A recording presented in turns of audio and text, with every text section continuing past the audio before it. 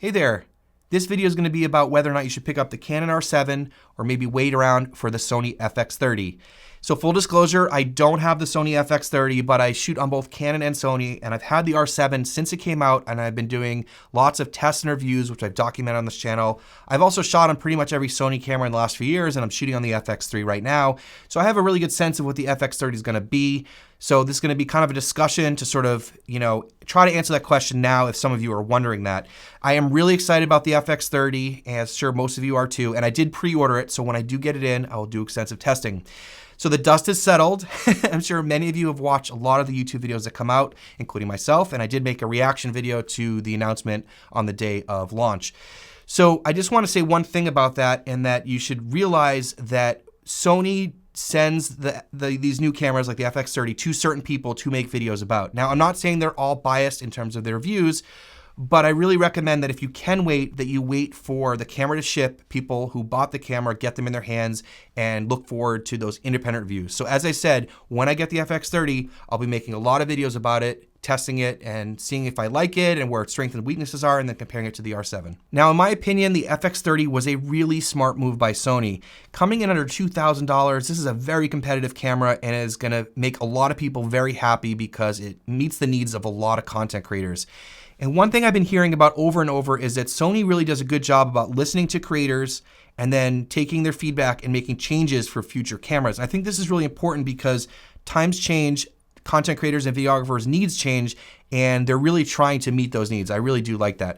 And when I talk about content creators, I'm not just talking about vloggers. There are so many different types of content creators, and I get messages from people that are in all different kinds of niches with all different kinds of channels. And when I say content creators, there are people that are creating content for themselves or for other businesses or individuals. So there's a lot of different things going out there. But one thing that we can't deny is that there's more focus on video right now, and this, to me, is important to see more cameras that have more video-focused features. One thing that's confusing about the FX30, which kind of blurs the line about what a cinema camera is anymore, I've been confused about this for a while, but the FX30 is in, the cinema line, which includes cameras like the FX6 and the FX9, so I have no idea what that means anymore. One thing that's, I think, the driving factor about the FX30 is the price. It is very competitive, and I think a lot of the decisions that were made with designing and marketing this camera were based on the price, so we'll get more into that later. But with that in mind, you need to have realistic expectations about the FX30. It is not the same camera as the FX3 or the A7S III or the FX6. It is an $1,800 camera. Will you get very similar functionality? Yes. You will not get the same image quality, and there's some other drawbacks, but it produces a great image from what I've seen, and it's also an incredible value. But keep that in mind, you need to have realistic expectations. The FX30 is not gonna replace cameras like the FX3 or the FX6. So I talked about the FX30 for a little bit. Let's get into talking about comparing it with the R7. First question you have to ask yourself is, what are you using this camera for?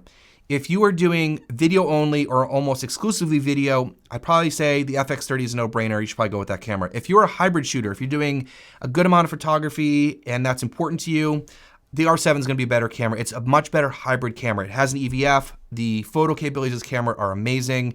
It has a mechanical shutter, whereas the FX30 does not. It has higher burst rates, all that stuff. I don't really cover photography on this channel. I focus on video, but if you're a hybrid shooter, this is definitely going to be a better camera for you.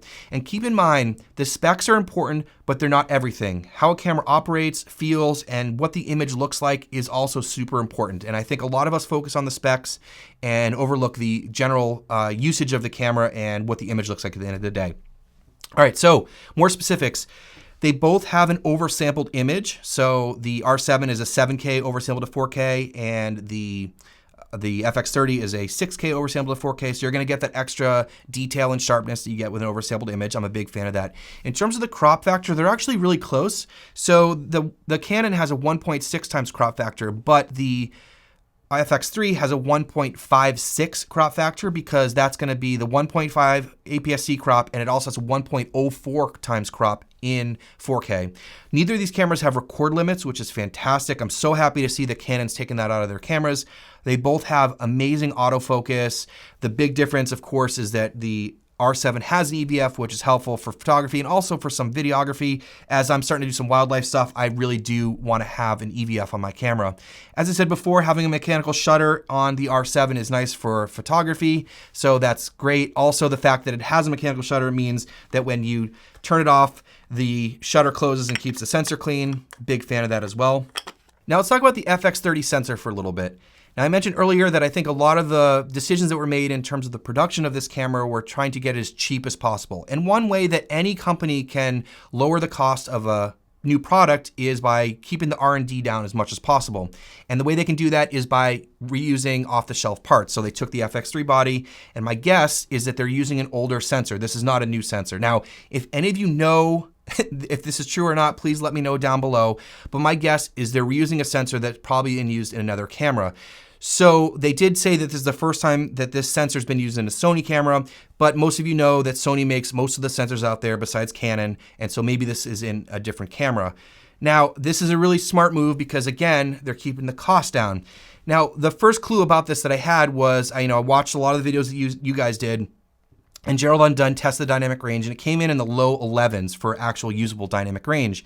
Now, that's quite a bit lower than the other Sony cameras that are out that even came out a few years ago. So cameras like the A7S III, the FX3, the FX6, they're like 12.8, 12.9, something like that. They're close to 13.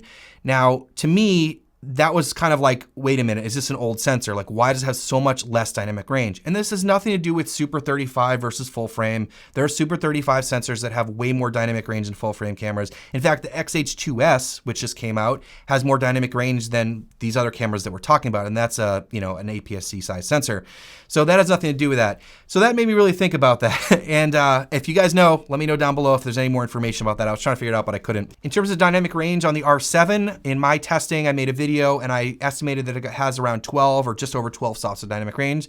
So if you're interested in seeing those results, check out the video down below. In terms of image quality, I think we're gonna have to wait and see where more people start using this in a wide variety of situations. All the videos we've seen so far, the people that have these cameras didn't have them for very long, so I'll be curious to see how that comes out. Now let's talk about frame rates and codecs, and this is where the video-focused FX3 destroys the R7 in terms of its specifications.